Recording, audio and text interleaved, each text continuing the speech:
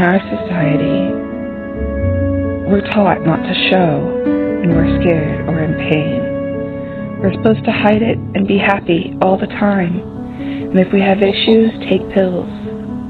Take more pills. This only causes pain. As children, we don't know how to deal with these emotions, so we hide them. As adults, they come out in anger, rage, and horrible things that we do because we weren't taught how to deal with them. We need to go within and learn how to deal with it. But we're afraid. We're afraid of what we will find. But all we really find is just a child that's scared inside and who needs help and has been screaming for help with no one listening.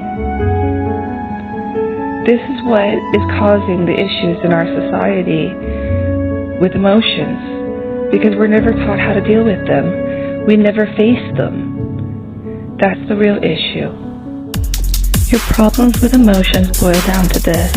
You suppress because of the stuff you suppress are places, things, time you don't occupy because it feels too big and scary and that you're not powerful enough.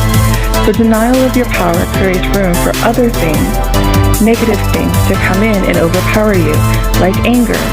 And over time, that suppression of emotions conceal to a knotted mass, and you keep yourself answerable to the mass of energy called depression, sadness, rage, whatever it may be.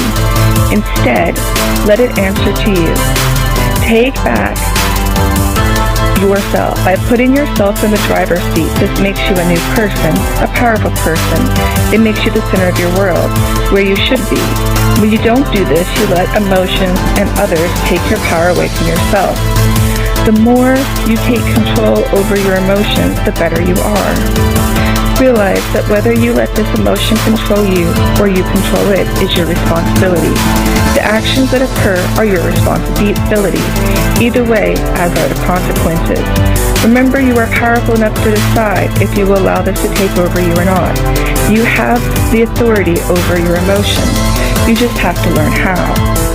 If an emotion is overwhelming you, remember, you are not that emotion. It is important to remember emotions are here to help us learn. However, they can't do this when we let them control us. You acknowledge the emotion, validate it, and experience what it's showing you, but never let it control you. But how do you do it? It's important to come back to you, to remember who you are. By acknowledging the emotion and observing it, you can now learn from it and not go down the anxiety, overthinking rabbit hole. By taking your sovereignty back, you now have the power to think clearly and really learn from the emotion instead of just being controlled by it. So in English, you step away from the emotion. You step back and you look at it from a clear head. You look at it as others would look at it if you weren't feeling it. You take the feelings away.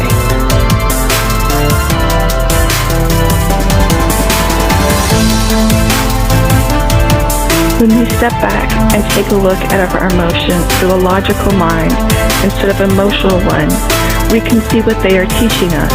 We can learn the lessons then. Sometimes it is easier to do this after the incident, after whatever happens.